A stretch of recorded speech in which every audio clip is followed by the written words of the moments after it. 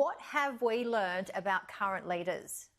A lot, actually. I think we've learnt what we need from leadership. So, what the world has previously called a leader might have been, and most commonly, was someone who can bring in the money, someone that looked at the bottom line. Because of the pandemic, you've noticed that we have required a different type of leader. And what I truly believe is the ideal leader, someone who is actually empathetic, a visionary, irrepressible, that can sustain adaptability and all these factors that were required for people to survive a pandemic or anything of the kind. So how do people change to become those type of leaders? Well, essentially, firstly, it's not a sin and it's not bad to say I lack in a particular area. So I think we need to focus on character building skills. I think we need to create a culture where it's okay for people to say, I lack in a particular area and I need to learn. For example, you might have a difficulty in understanding or being a visionary because you are constantly focusing on today and tomorrow. Get a mentor. Have mentors. I think mentorship is something that's underutilized, but having a mentor that can help train you on how to be a visionary and look at the future and plan ahead. But also empathy. Now, I'm not sure if you can train someone in empathy, to be honest, but there is always hope. But having an empathetic mindset means that it doesn't mean you're necessarily emotional about a situation, but you're understanding the people around you, the people below you, the people above you. You're understanding the environment you're in, which is very powerful when people around you are going through a difficult time. We do hear words like empathy a lot these days. We also hear words like vulnerability. What are your thoughts on being vulnerable? Well, I don't like the word vulnerability. I prefer relatability. So I think putting yourself in a position where you're showing your vulnerabilities is a dangerous position to be in, especially as a leader. You're essentially a target. But if you're relatable and you have been through something and you can relate to your team or to people around you, that is very powerful, because you're showing people that you may have gone through the same thing and this is how you got through it. That is educational, it's mentoring, and it's powerful. Vulnerability is pretty much saying, I'm weak in this area, and you're potentially opening yourself up for attacks. So talk us through some of the types of leaderships. We're going to pull up on screen your list there. And obviously we can't be everything, but who are the true leaders in terms of your list there? Oh, look, I believe that an ideal leader ticks all the boxes, and you were talking, confident, adaptable, empathetic, visionary, focused, and also irrepressible. In other words, that you cannot keep them down. And I think that is such an important quality for people, that you just cannot hold a leader down. They're always going to lead and push through, rain, hail, or shine. So you can have them all. I was just going to say, can we have them all? You can. I like your attitude. So whether you're a leader or not, because and you could be a leader as a mother in a home or a father, right, or there are certainly different types of leaders.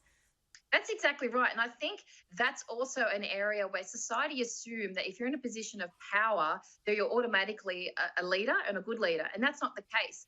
I think this is a great opportunity for people, whether, like you said, mums, community leaders, it could be in politics or in business. There are people around you that have or ticks most of these boxes, or even all of them. We should be saying, you have the potential here of making a really big difference in your community or in your corporation, and we should really be pulling them up, mentoring them, and putting them in positions of leadership.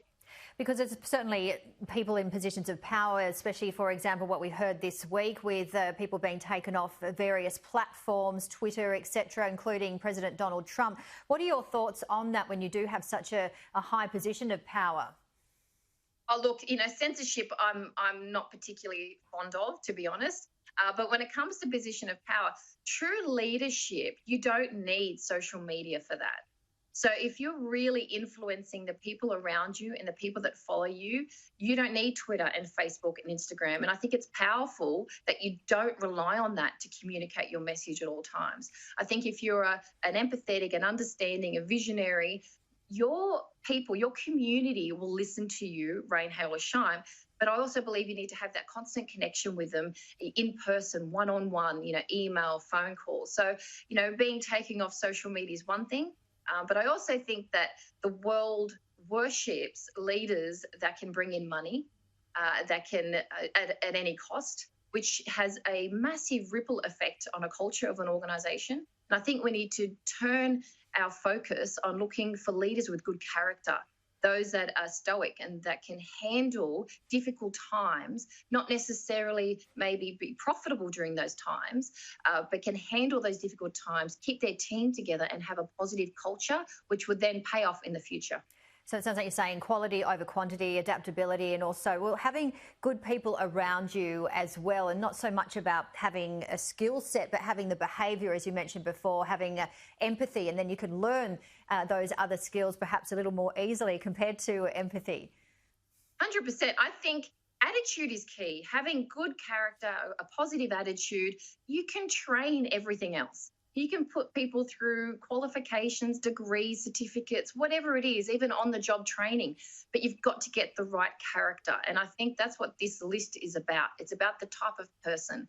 And I think if we start looking at the people around us, and if you're, on a board or you're in a leadership position now and you're looking for people for succession planning, these are the characteristics that you're looking for in someone, because you can always train people up, but you cannot change someone's attitude.